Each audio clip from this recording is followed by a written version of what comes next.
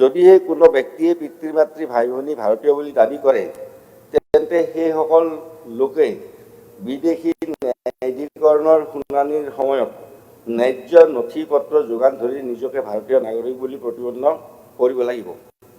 আৰু যেতিয়া এটা এফটিৰ পৰা যেতিয়া এফটিলৈকে এটা কেছ ৰেফাৰ কৰে বহুত মানুহৰ মানে এড্ৰেছটো পোৱা নাযায়, সেইকাৰণে হাট বজাৰ বিভিন্ন পাব্লিক প্লেচত সেই মানুহখিনিৰ নাম দি পেলাই কোৱা হয়, নাম লিখি দি পেলাই ডিছপ্লে কৰা হয় যে আপোনাৰ নামত এইটো অভিযোগ আছে, গতিকে আপুনি এফটিত যাই পেলাই এটা ৰিপৰ্ট কৰিব লাগে আৰু এফটিত নটিছখন আপুনি ৰেছপণ্ড কৰিব লাগে। সেইটো ব্যৱস্থা আনকি আছে।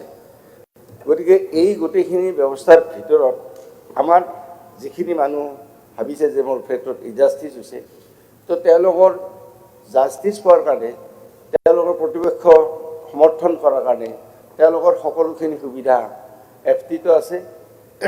এফটিৰ পিছত যদি এফটিত তেওঁ ছেটিছফাইড নহয় হাইকোৰ্ট আছে, আৰু হাইকোৰ্ট যদি তেওঁ ছেটিছফাইড নহয় সুপ্ৰিম কোৰ্ট আছে। হয়, কোনোবা আমাৰ মানুহে সদস্য কৈছে যে এজন দুখীয়া মানুহে ইমান পৰ্যায়লৈকে কিয় যাব কেনেকৈ যাব, তেনেকৈ কথাটো কৈছে, সেইটো হয়। কিন্তু আমাৰ জনিয়াৰ সমষ্টিৰ বিধায়ক ডাঙৰে এটা কথা কৈছে যে যিমানেই সম্পত্তি নাথাকক, যিমানেই পইচা পাতি নাথাকক কিয়, আটাইতকৈ মূল্যৱান বস্তুটো হ'ল নাগৰিকত্ব। নাগৰিকত্ব যদি নাই কোনো ইজ্জতে নাই, হয়নে? যদি আমাৰ নাগৰিকত্বটো ইমান মূল্যৱান, গতিকে আমাক যদি সুযোগ দিছে ছিষ্টেমটোৱে যে আমি হাইকোৰ্ট যাব পাৰোঁ, আমি সুপ্ৰিম কোৰ্ট যাব পাৰোঁ, আমি নাগৰিকত্বটো প্ৰতিষ্ঠা হ'লে পিছত ক'ব লগা আমাৰ একো কথাই নাথাকে। গতিকে সেইখিনি আমি সেইমতে আমি আগবাঢ়ি যাব লাগে। আচ্ছা, অন্যথা তেওঁলোকক বিদেশী বুলি ঘোষণা কৰাৰ পাছত আইন অনুসৰি ট্ৰেনজিট কেম্পত স্বদেশলৈ উভতাই নপঠোৱা পৰ্যন্ত তেওঁলোকক এনেকুৱা ধৰণৰ ট্ৰেনজিট কেম্পত ৰখা হয়। ভাই order number honourable justice mister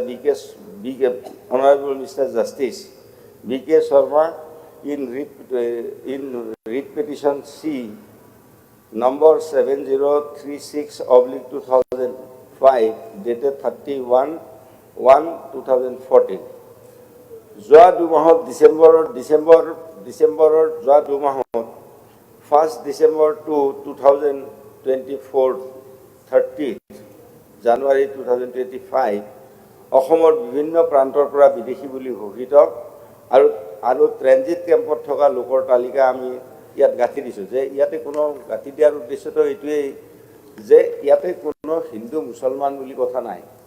গতিকে এই ক্ষেত্ৰত আমাৰ ইয়াতে যিখিনি আমাৰ আজি কেম্পত আছে, গতিকে ইয়াতে মানে কোনো মানে ধৰ্মীয় দৃষ্টিকোণৰ পৰা এইবিলাক চোৱা হোৱা নাই।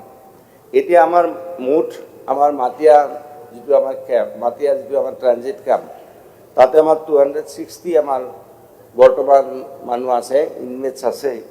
গতিকে তাৰে ভিতৰত বাংলাদেশৰ নাগৰিকৰ সংখ্যা হ'ল 124 আৰু ম্যানমাৰৰ নাগৰিকৰ সংখ্যা হৈছে 135। গতিকে বাংলাদেশ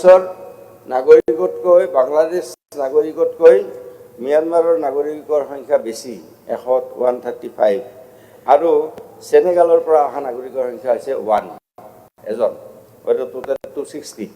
গতিকে ইয়াত কোনো ধৰ্মীয় দৃষ্টিকোণ বা ভাষা বা ধৰ্ম তাৰ ভিত্তিত কথাটো কৰা নাই, কিন্তু বিদেশী হিচাপেহে এই গোটেইখিনি কথা কৰা হৈছে। ফৰেনাৰ্ছ ট্ৰাইব্যুনেল অৰ্ডাৰ 1964 3 নম্বৰ আদেশৰ পদ্ধতি অনুসৰি প্ৰাৰম্ভিক অনুসন্ধানৰ অন্তত সীমান্ত আৰক্ষীয়ে সন্দেহযুক্ত অবৈধ নাগৰিকৰ নাম সংশ্লিষ্ট আৰক্ষী অধীক্ষক সীমান্তলৈ বৰ্ডাৰলৈকে যাৱতীয় নথি পত্ৰ আৰু প্ৰতিবেদনৰ সৈতে প্ৰেৰণ কৰে।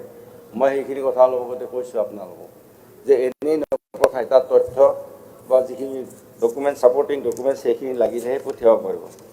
আৰক্ষী অধীক্ষকে সেয়া নিজা মন্তব্যৰ সৈতে সংশ্লিষ্ট বিদেশী ফৰেনাৰ্ছ ট্ৰাইব্যুনেললৈকে মানে মতামতৰ সৈতে প্ৰেৰণ কৰে।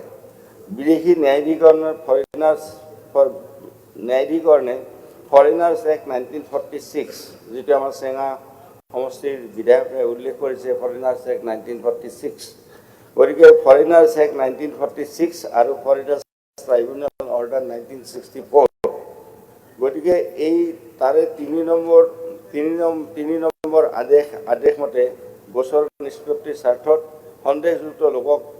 সন্দেহযুক্ত লোকক তেওঁক সন্দেহ কৰাৰ পৰা মূল ভিত্তি উল্লেখ কৰি ন্যায়াধীকৰণত হাজিৰ হৈ তেওঁৰ ভাৰতীয় নাগৰিকত্ব প্ৰমাণৰ বাবে বিদেশী ন্যায়াধীকৰণত তেওঁলোকে নটিচ জাৰি কৰে।